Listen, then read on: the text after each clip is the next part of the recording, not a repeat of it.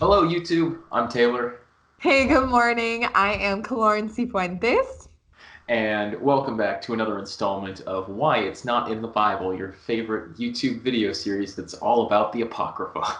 Yeah, so if you've stuck around with us or if you haven't watched our most recent videos, I would encourage you to go back, watch those videos because there's usually supposed to be, a call to action right at the beginning of a YouTube video, in the middle, and at the end. This call to action is very specific because what you're about to view is straight crazy. And I want you to know, as the viewer, that all of our videos have not been so maybe confusing and crazy. So go back, watch those videos, enjoy yourself, get a good impression of the two of us, and then watch this video if you haven't Right, already watched those videos.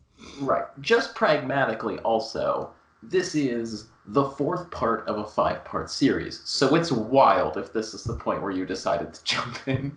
We are continuing our journey through First Enoch, and we are in Book 4 of First Enoch, which is chapters 83 through 90, also known as the Book of Dreams and Visions. And Yes. boy, are there dreams and visions here. It's basically two long dream sequences Yeah. in these chapters. The first one is not that long. The first one is still weird, but it is that heaven, a chunk of heaven, falls to Earth. When it hits Earth, Earth kind of collapses underneath it in a sinkhole. Um, and apparently that represents secret sin. Yeah. There are So that's what so I got on many that one. there are so many abysses, abyssi, Yeah. abysses that I was sufficiently lost by like maybe the fifth or sixth dimension, and I sent it to Taylor. If I see one more abyss, I quit.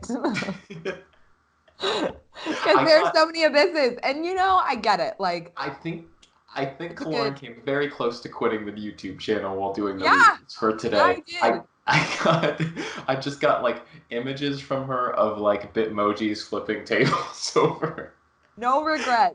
I don't regret anything except this part of Enoch. I regret it all. I Uh, regret it all. I hung in there with you, Enoch. I read your worst and best moments, and now you just freaking can't stop talking about sheep. Anyway, you'll so see. just to Stay tuned. recap here, because this kind of matters for the stories, is Enoch is our narrator here in it, which makes sense. It's the Book of Enoch. Enoch's son is Methuselah, and he is I think that his father is like I think it's Melamala, malalala. Mahalalel. Mahalalel. Yeah. Yeah, and so and we will get to that in part five because there's some weird things with Noah also there. Yep. But for now, we're doing part four this week, and it's time for Dream Two, which is where everything gets real weird. This is the dream I like to call the sheep dream. This is Yes. the dream with all the animals in it. Yeah. And And I like describe crossbreeding and craziness. I described it as a parable that lost the plot halfway through. Kaloran had a better way of putting it. Yeah. So for my audience that can understand, if you've had children or if you have babysat and you are in that moment where the child does not want to fall asleep and you're like, you know what? I'm going to read a story or just make up a story because, they'll probably fall asleep like halfway through. And the child does not fall asleep, and you have to commit to the storytelling. So you just keep telling a story and you keep telling a story, and it gets more nonsensical because you yourself are way more tired than that child. This is that. Right. But like if they're like, and what if this went in the Bible? It's like, no. Yeah. What it actually is we will get into this. It is apparently a deeply elaborate metaphor of the entire history of Israel, and that is a thing that becomes clear about halfway through when they basically stop being a metaphor, except they just say sheep every time they mean Israelites. So Right. we're gonna, I got that part. but the Definitely first caught half, on. but the first half which seems like it's gonna be a coherent story, is the part that some scholars are most confused about. So we'll dive into that here. Let me Okay. just I tried as best as I could to track what was happening and recap. So we're just going to systematically roll through this. Yes. Lauren, you interrupt me as you have commentary on things here. And I may not. Perfect. So I was so lost. our story begins, and there's a white bull, and then there's a heifer, and then there's two bulls that are black and red. One is black, one is red. The black bull gores the red bull. I think it kills it, but it's unclear. The cow mourns that the red bull has been killed. The white bull comforts this cow, and then the cow gives birth to a white bull, and then black cows, and then many bulls. Then many more white bulls are born, and they beget more white bulls. And then, apropos of nothing, a star falls from heaven into the field, and we start to lose sight of the narrative a bit here. A star falls from heaven. I guess the star disguises itself as a bull and just starts chilling and eating and pretending to be one of the other oxen here. Then more stars. At this point, interrupting. Have we gotten to this point of any meaning, or is this still the part where we're not sure about the meaning? Apparently this is all supposed to represent the stuff that we actually talked about in part 1, which is like the Book of the Watchmen, like the idea of like, oh, remember how there's like the weird angels that fall and procreate with the humans, and that creates a bunch of messed up stuff. There's some of that. Some scholars hold that maybe the white bull is Adam, the cow is Eve, and the black and the red bulls are Cain and Abel. And so you have Cain killing Abel there, and then it's like, but don't worry, we gave birth to another one. That's a white bull, that's pure. And then that's where like the lineage that eventually leads to Noah comes from. And so we're kind of like charting our way through that. That's a theory I've seen. I've also seen that the colors... Just glasses. There's some color theory to this too, that the black represents sinful beings, the white represents pure or holy beings, and the red represents like violent sort of thing. Like I've seen some of that. It's like the bracelet you would make in VBS that each bead represents something, but like gone wrong. Right, but it's just like... And this represents violence. And there's 20 white beads. There's so many white bulls. And then all the sheep. We'll get to the sheep. Okay. Wait till you hear about the sheep. Okay. So the star We're on bulls right now. Are you still with us? We're on bulls. The star has disguised itself as an oxen and or a bull. It seems like they go back and forth. Maybe it makes more sense if you're in an agricultural context. More stars fall. They also disguise themselves. At a certain point, apparently the oxen start going, you know, I don't trust some of these other oxen who are in here. They seem like maybe they're up to something, or maybe they're not actually one of us. Which, may I say, should be your first clue that this parable is kind of going weird. The bulls then start like, because they are onto the stars who are disguised as bulls start eating the other oxen and bulls in the enclosure with them, and then it's very scary. It's weird nightmare fuel territory, and then suddenly the fake, I don't know if it's the fake ones or the real ones, start giving birth to camel, elephants, and donkeys, which is okay. And then 7 angels come down out of heaven to save the person who is having this dream. And so at this point, I'm thinking, okay, Daniel. Like if my Christians out there that have read the book of Daniel, I mean, there are some trippy visions going on. So I kind of went from this point from a parable gone wrong to, oh, okay, maybe this is a possible like weird vision of this like eating other animals and then birthing new ones. But you'll see, it'll lose us. Yep. So anyway, we are like maybe a fifth of the way through this dream. So 7 angels come down, save the dreamer. They throw the first star that fell from heaven into an abyss. Cool. Then they're going to go, I guess, round up all the other bad oxen. And at this point, they start referring to them as privy members that are as horses. Sure. And they round up those guys, and then they throw them into an abyss as well. And then the white bull turns into a human man. Right. and, It does. but he still keeps living with the other bulls. They say Yes. specifically he lives with 3 other bulls. So they got kind of like a weird CBS sitcom situation going on. Yes. Like Jim Belushi lives with 3 cows now. That's a sitcom. And then they're in a nice house, but somehow it's very unclear in it. The house maybe turns into a bad house, and it's an enclosure now. They start calling it an enclosure. It's unclear if the enclosure and the house are the same thing, but it starts filling with water, and the water level starts rising, and somehow all of the things that got through in the abyss are in this enclosure, so maybe they're the same thing. Unclear. Water levels rising, drowns all of the animals that are living in it.